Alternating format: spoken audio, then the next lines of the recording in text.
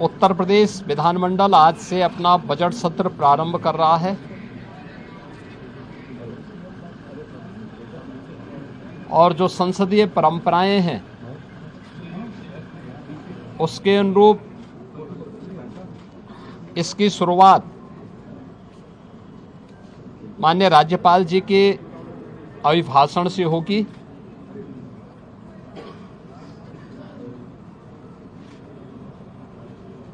Budget सत्र में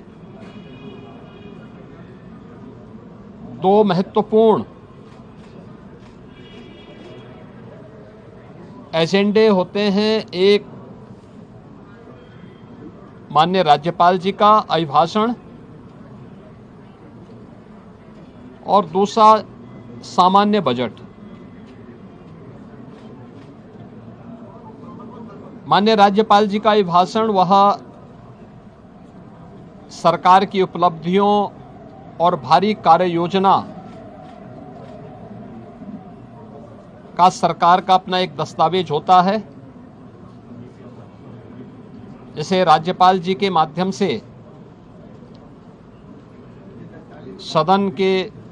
माध्यम से पूरे प्रदेश की जनता जनार्दन को समर्पित किया जाता है और यह सभी माननीय सदस्य फिर उस पर चर्चा करते हैं। ये सभी कार्रवाई को आज माननीय राज्यपाल जी के द्वारा अपना अभिभाषण समेत सदन को संबोधन के माध्यम से यहां दिया जाएगा। दूसरा सामान्य बजट 11 फरवरी को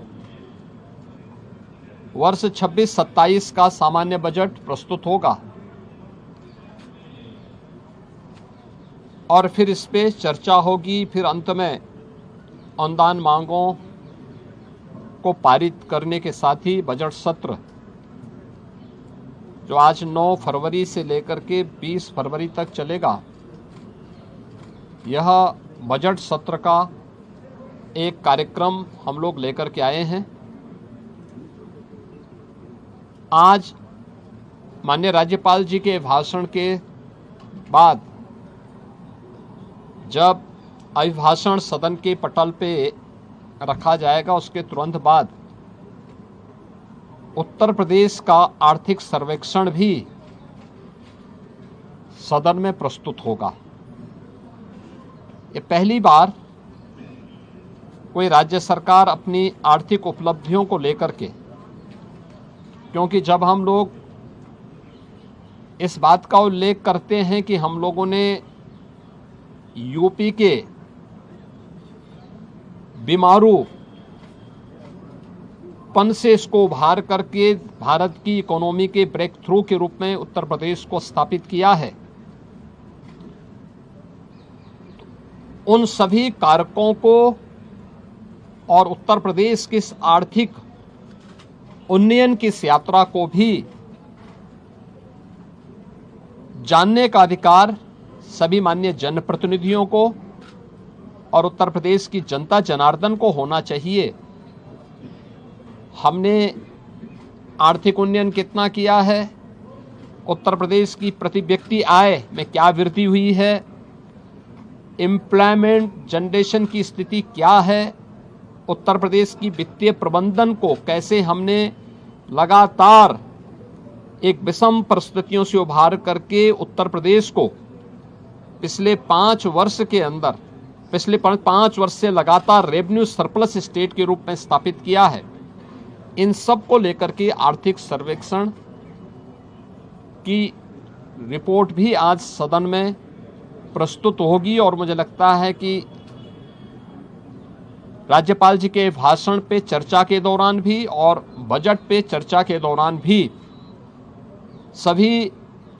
माननीय सदस्य के लिए यह रिपोर्ट एक महत्वपूर्ण दस्तावेज होगा अपने डाटा को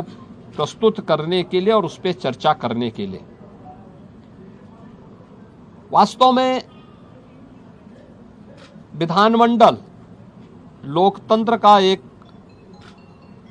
महत्वपूर्ण आधार स्तंभ है। यह संवाद से चलता है,